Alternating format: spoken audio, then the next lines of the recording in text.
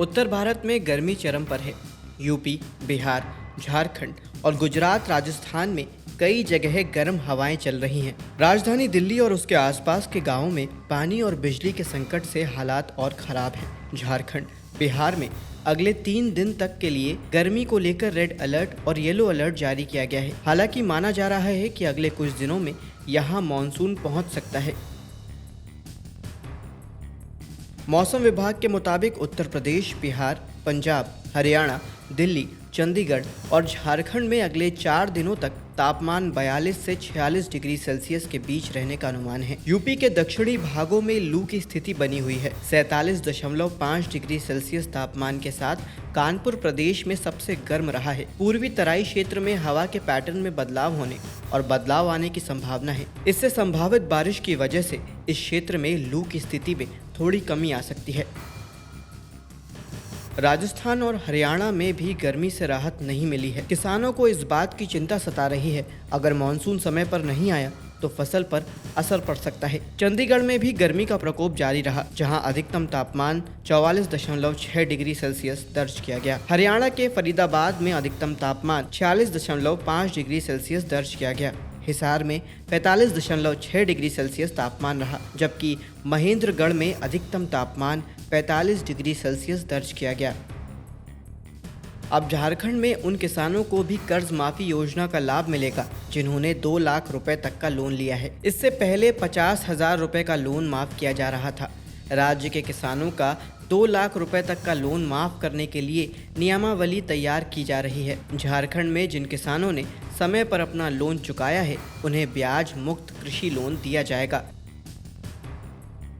अगर आपके अरहर में भी फफूंद रोग लग रहा है तो तुरंत उसका उपचार कर ले। कृषि एक्सपर्ट के मुताबिक फफूंद रोग यानी पाइलोस्टिक्टा लीफ स्पॉट से बचने के लिए किसान अरहर की बुआई से 48 घंटे पहले 2.5 ग्राम थीरम या क्रैप्टॉन प्रति किलो बीज में मिलाएं। बुआई के ठीक पहले फफूंद खत्म करने वाली दवा मिलाने के बाद बीज को राइजोबियम कल्चर से उपचार कर बुआई करनी चाहिए। इसके अलावा खरीफ सीजन में बीज की बुआई की दूरी 60 सेंटीमीटर और पौधे से पौधे की दूरी 20 सेंटीमीटर करनी चाहिए। Institute of banking personal selection यानी कि IBPS ने रीजनल रूरल बैंक यानी कि RRB में ऑफिस असिस्टेंट और स्टाफ ऑफिसर स्केल 1, 2 और 3 भर्ती 2024 का नोटिफिकेशन जारी किया है। IBPS RRB भर्ती 2024 अभियान के माध्यम से कुल 9,995 रिक्तियों को भरा जाना है। योग्य उम्मीदवारों से आवेदन मांगे गए हैं। RRB भर्ती 2024 के ऑनलाइन आवेदन 7 जून से शुरू हो चुके हैं। इच्छुक और योग्य उम्मीदवार IBPS की आधिकारिक वेबसाइट ibps.in पर जाकर 27 जून तक ऑनलाइन एप्लीकेशन फॉर्म भरकर जमा कर सकते हैं। रीजनल रूरल बैंक में भर्ती के लिए सामान्य वर्ग के उम्मीदवारों को टेस्ट के लिए 850 रुपए का आवेदन शुल्क देना होगा। SC, ST और PWD श्रेणियों के उम्मीदवारों के लिए आवेदन शुल्क 175 रुपए है। आवेदन राशि का भुगतान करने और फॉर्म प्रिंट करने की अंतिम तारीख 27 जून और 22 जुलाई है। प्रारंभिक परीक्षा 3, 4, 10, 17 और 18 अगस्त 2024 को निर्धारित है, जबकि मुख्य परीक्षा 6 अक्टूबर 2024 को निर्धारित है। प्री एग्जाम ट्रेनिंग यानी कि पेट 22 से 27 जुलाई तक होगी।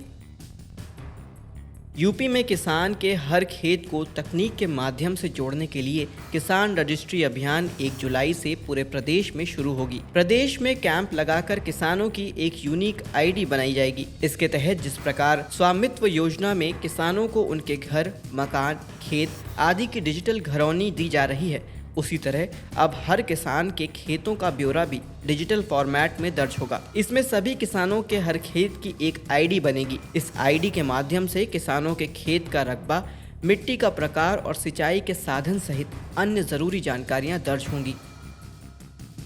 यूपी में किसान रजिस्ट्री कराने का मकसद किसानों को उचित समय पर फसल से जुड़ी सही जानकारी देने के साथ सरकारी आर्थिक मदद का लाभ पहुंचाना भी है। इसके माध्यम से सरकार के डिजिटल तंत्र में यह भी दर्ज होगा कि किस सीजन में किस किसान ने अपने कौन से खेत में कब कौन सी फसल कितने रकबे में बोई है। इससे किसान कभी भी सरकार के जरिए कृषि वैज्ञानिकों से यह जानकारी ले सकेंगे कि उन्हें फसल में कब कितना खाद, पानी और दवा आदि देनी है। इसकी मदद से हर खेत की उत्पादन क्षमता का रिकॉर्ड भी दर्ज हो सकेगा।